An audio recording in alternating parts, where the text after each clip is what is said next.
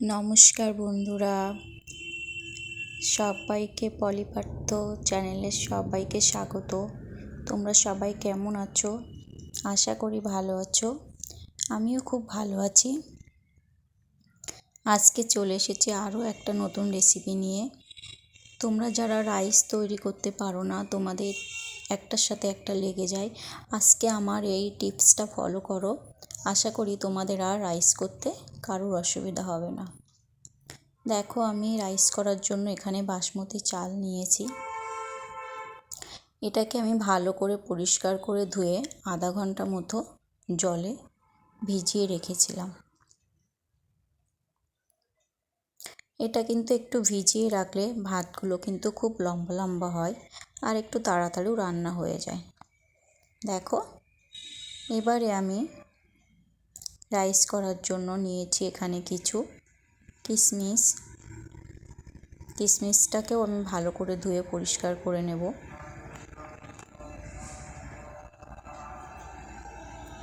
এই রেসিপিটা তোমরা ফলো করে দেখো, তোমাদের খুব ভালো লাগবে। আর যেটা লাগবে আমার, গোটা কিছু কয়েক টুকরো গরম মশলা নিয়েছি।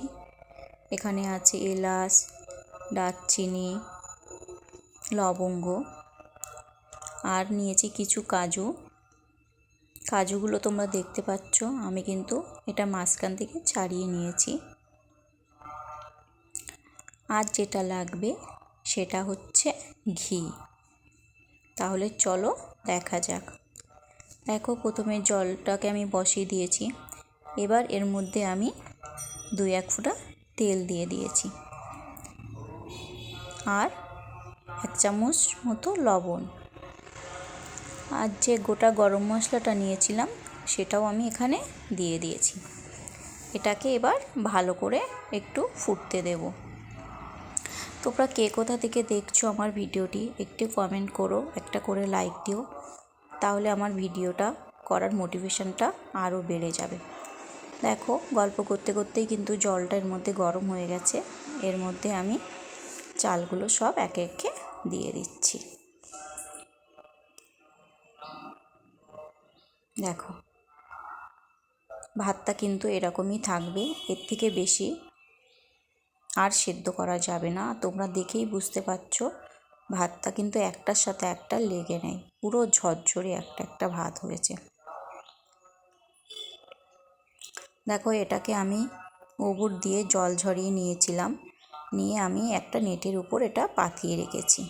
তোমরা দেখো, একটা ভাত। আর এবারে আমি যেটা করব, যে সবজিটা লাগবে, এখানে নিয়েছি একটা গাজর, একটা ক্যাপসিকাম আর কয়েকটা বিন। তোমরা তোমাদের পরিমাণ মতোই দেবে, কম বেশি করে নেবে, তোমাদের যেরকম লাগবে তোমরা সেরকমই নেবে।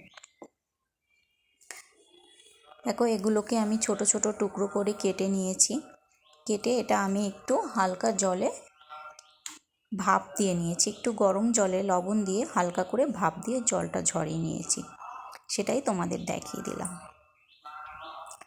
এবারে দেখো, আমি কড়াইতে অল্প করে সাদা তেল দিয়েছি, দিয়ে যে ক্যাপসিকামটা কুচি করে রেখেছিলাম সেটা আমি আগে ভেজে নেব। ক্যাপসিকামটা ভাজা হয়ে গেছে। এবারে ওর মধ্যে আমি যে গাজর বিন কুচি করে রেখেছিলাম সেটাকেও দিয়ে আমি খুব সুন্দর করে ভেজে নেব।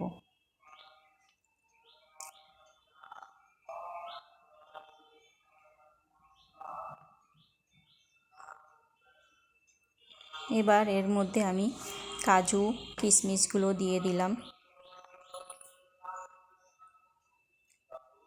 পরিমাণ মতো লবণ, চিনি সব কিছুই আমি এই সবজির মধ্যে দিয়ে মিশিয়ে নেব। সবজির মধ্যে দিয়ে মিশিয়ে নিলে কি হয়, তাহলে আর আলাদা করে ভাতে দানা দানা থাকে না। এর মধ্যেও আমি পরিমাণ মতো ঘি দিয়ে দিলাম। দিয়ে এবার এগুলোকে আমি খুব ভালোভাবে মিশিয়ে নেব। যতক্ষণ পর্যন্ত চিনিটা না গলবে ততক্ষণ পর্যন্ত আমি চেষ্টা করি তোমাদের সহজভাবে দেখানো। ঘরে 2-1টি উপকরণ যা থাকে আমি সেটাই দিয়ে কিন্তু তোমাদের সাথে শেয়ার করি, যাতে তোমাদের তৈরি করতে কোনো অসুবিধা না হয়। দেখো, কথা বলতে বলতেই আমার চিনিটা গলে গেছে আর আমি রাইসগুলো এখানে সব ঢেলে দিয়েছি। তোমরা দেখতেই পাচ্ছ একটার সাথে একটা কিন্তু ভাত কোনো রকম লেগে নেই। এবার এটাকে আমি খুব ভালোভাবে মিশিয়ে নেব। দেখো, কথা বলতে বলতে কিন্তু আমি এটা তোমাদের সাথে খুব ভালোভাবে মিশিয়ে নিয়েছি। তোমরা দেখেই বুঝতে পারছো, দেখো কত সুন্দর কালার এসছে। এখানে কিন্তু আমি কোনো রকম ফুড কালার ব্যবহার করিনি বা কোনো গোলাপ জল, কেওড়া জল কিছুই দেয়নি। সিম্পল 2-1টা উপকরণ দিয়েই আমি এটা তৈরি করেছি। চলো, টাটা, বাই বাই। আবার নেক্সট কোনো ভিডিও নিয়ে তোমাদের সঙ্গে দেখা হবে। সবাই ভালো থেকো।